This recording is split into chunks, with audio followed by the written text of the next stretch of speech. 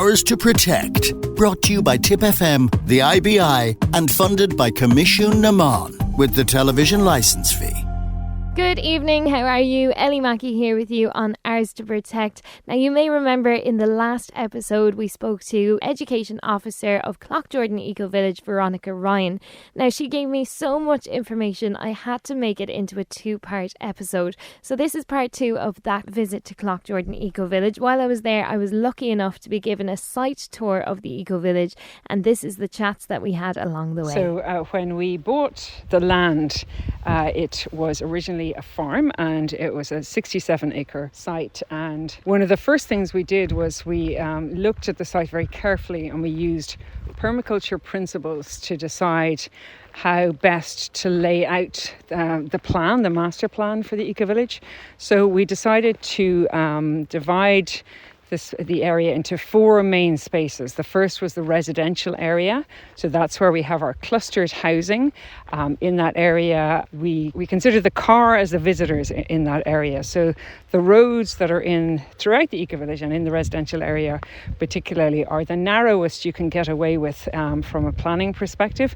So that means the cars need to drive slowly, drive no faster than 20 kilometres per hour, and our car parking spaces are all clustered away from the houses, so which promotes kind of supportive neighbourly interactions because we have wildlife corridors and community garden spaces that are dotted throughout the residential area that promotes engagement with your neighbours and also allows biodiversity to move through, or creatures and birds and animals and insects to move through the residential site with ease. The second area is the woodland. So that's where I mentioned we had 17,000 native Irish trees planted there, huge different varieties, and we consider ourselves the visitor to the woodland. There are paths through the woodland, but we leave it mostly wild for the insects and plants to move through it and for the plants to grow uninhibited. We did a biodiversity audit about 2 years ago, and the audit revealed that there's a whole tapestry of different habitats for biodiversity emerging here because of the rewilding that's been allowed to take place. There are several protected species of birds and plants that are returning to this site thanks to the kind of focus that we have on enhancing habitats for biodiversity. The third area is the amenity area where we met first, which is where we have an enterprise centre where there's co-working, and also some different NGOs are based in the enterprise centre, and the educational charity SPI that runs the eco village is based in that building as well. And there's also, that's where our district heating system barn is located, and also the allotments for anybody who is a resident here has access to an allotment to grow their own food as well. So that's the amenity area. And then finally the fourth area is the 7 acres that we license to Cloghjordan Community Farm, which is the community supported agriculture project that I talked to you about. Nice. And you set this up like years ago, and you're the only eco village in Tipperary that I know of anyway. Yeah. How easy do you think, or how do you think people can make it more accessible for more communities like this to start up? Yeah, it's a very good question. And for us, it's we don't suggest that people go off and build eco villages because it's a hard thing to do and it comes with many challenges. What we like people to do, or we encourage people to do, is to come and visit and to see what aspects of what we do here that they can bring back into their own communities. So everything from creating habitats for wildlife, sourcing local food. We have a online Tipperary farmers market that's based here in Cloghjordan that we've recently expanded to Rossgrey. That's something any community can do. Any community can focus on creating wildlife habitats.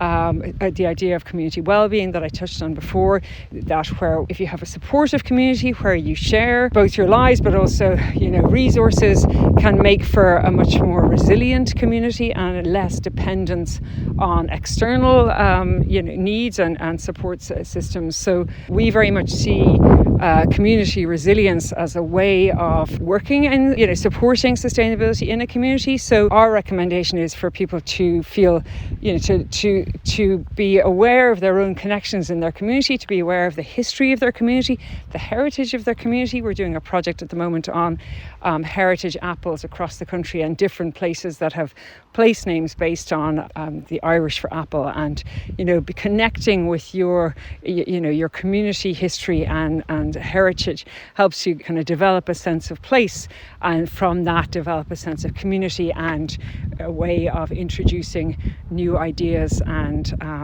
activities that support sustainability. If you'd like to take a trip to Cloghjordan Eco Village yourself, you may be able to do that sooner than you think. They have an event coming up called Féile, nÚll, which is a festival that celebrates apples. To tell us more about it, I spoke to Cloghjordan Eco Village resident Olly Moore. So I'm Oliver Moore, or Olly Moore, and I live here in Cloghjordan Eco Village, and I'm helping organise this year's Apple Fest, Féile, nÚll. Taking place on Saturday the 20th? Yeah, Saturday the 20th of September. It's from 12 o'clock to 5 o'clock. And what we're doing is celebrating all things apple. The reason we're doing that in part is because we have hundreds of different apple trees on site and maybe 70 different varieties, all of which we got from the Irish Seed Saver. So they're local heritage apples. They're Irish apples, they're heritage apples, and they come on at different times, like August, September, October, November. There's apples coming on. So we have an awful lot of apples, and we wanted to celebrate that, give people the opportunity to press their own apples, give the local community the opportunity to press apples here in the Eco Village and in Cloghjordan town, and then also celebrate the apple because it's an amazing tree, the apple tree. We've had apple trees for thousands of years here in Ireland, and they can be a great kind of community glue, if you like, because we can come together to press apples and have apple juice, which we can pasteurize and have for the year or keep in our freezers. I make apple pieces as well from all the different apples we have here. And we want to just have loads of workshops and conversations about heritage apples, about what to do with apples. We have an apple bake competition, for example, as well, which is always very popular. So people bake different types of apple pies and apple cakes and so on. And we'll have a discussion as well around this publication that we did. We did a new publication all about apples as well called Ulra Dulra August Pubble, which is apples, nature and community in Irish.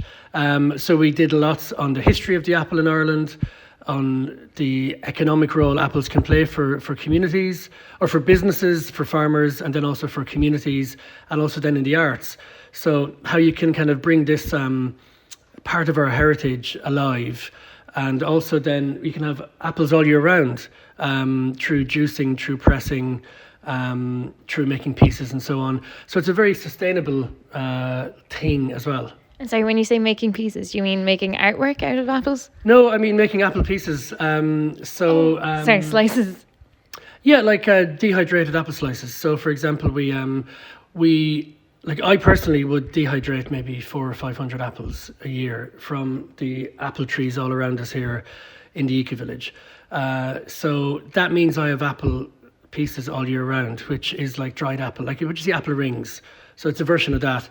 So you can do those kind of things with apples, and you can bring communities together to harvest the apples and press the apples. And that's really at its, as it were, core, what we're doing here in the Apple Fest is bringing people together to press apples to have juice for the autumn and for the winter.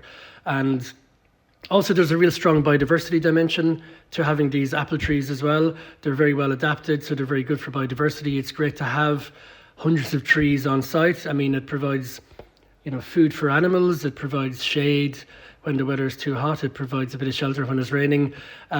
It's great for biodiversity, it's great for culture, and there's apple trees everywhere, and we need to maybe revalorize the apple because apples are things people kick out of the way on their way to the supermarket to buy a Golden Delicious.